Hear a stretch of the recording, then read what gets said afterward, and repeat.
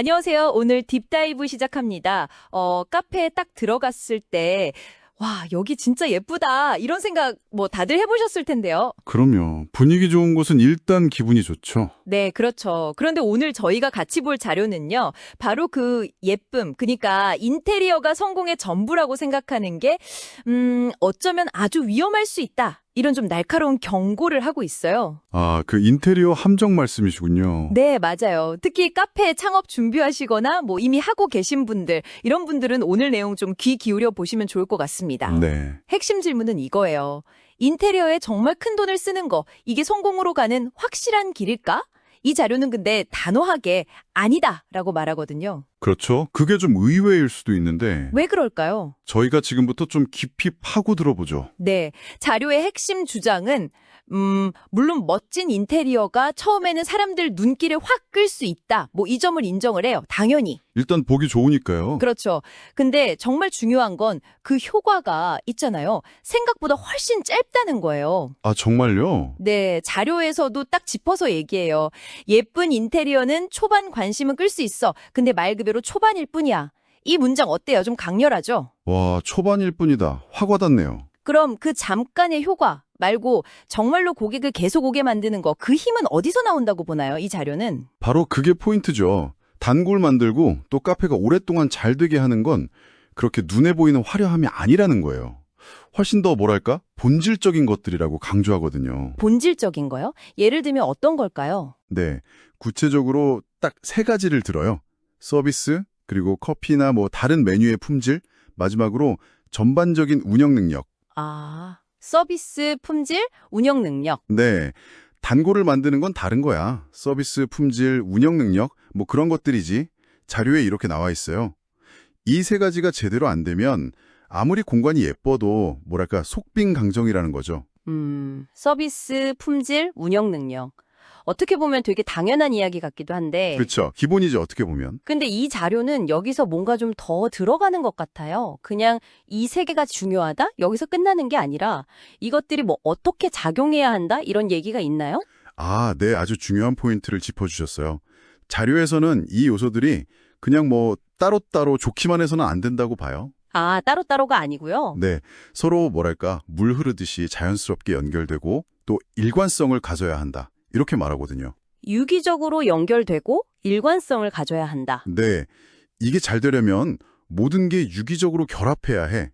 그리고 그게 일관성을 유지해야지. 이 구절이 딱 그 말이에요. 바로 이 유기적인 결합, 그리고 일관성, 이게 합쳐져서 그 카페만의 어떤 독특한 컨셉을 만든다는 거예요. 아, 그게 컨셉이군요. 그렇죠. 예를 들어서 최고급 스페셜티 커피를 팔면서 서비스는 막 엄청 빠르고 효율적인 테이크아웃 전문점 스타일이다.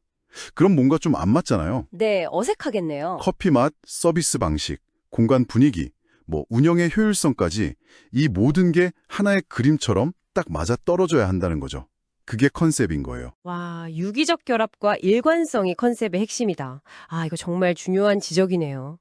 사실 근데 이 자료가 이런 주장을 하는 데는 좀 뼈아픈 현실 인식이 있는 것 같아요. 맞아요. 그냥 나온 얘기가 아니죠. 인테리어에 막 돈을 엄청 쏟아붓고도 실패하는 경우를 많이 봤다는 느낌? 자료에 1억 가까이 인테리어에 투자했지만 6개월도 안 돼 문 닫은 카페 이런 얘기가 나오잖아요. 네네. 내가 얼마나 많이 본 것 같냐 이런 식으로 좀 직설적으로 나오죠. 네. 이게 드문 일이 아니다 이런 뉘앙스잖아요. 그렇습니다. 그만큼 흔하다는 거죠.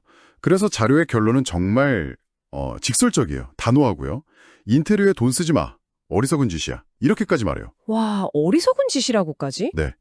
물론 진짜로 인테리어 아예 하지 말아라. 이런 뜻은 아니겠지만 적어도 예산을 짤 때 인테리어가 최우선 순위가 되어서는 절대 안 된다는 그런 강력한 메시지죠. 우선순위의 문제군요. 그렇죠.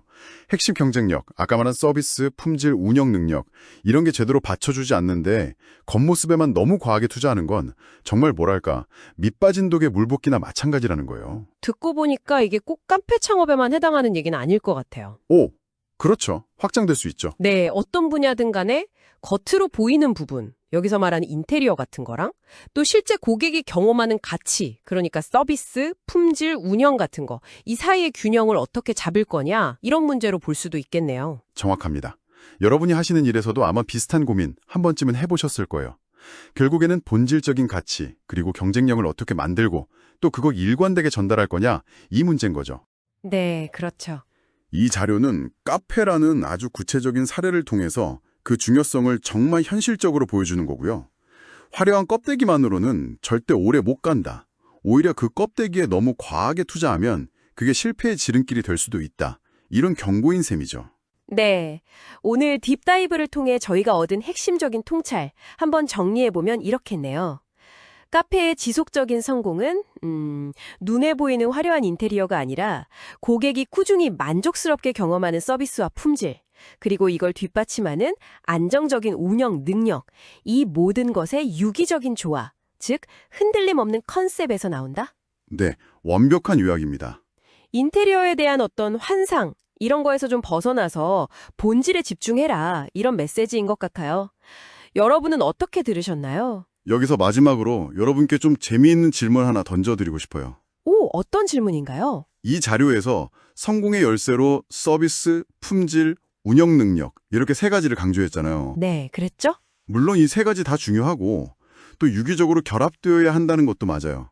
근데 만약 여러분이 지금 당장 이 치열한 경쟁 속에서 고객 마음을 딱 사로잡고 충성도를 만들어야 한다면 이 세 가지 요소 중에 딱 하나, 가장 결정적인 걸 꼽아야 한다면 뭘 선택하시겠어요? 서비스, 품질, 운영 능력.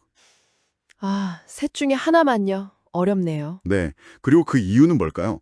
뭐 정답이 있는 건 아니지만 이 질문에 대해서 여러분 각자의 답을 한번 고민해 보시는 거.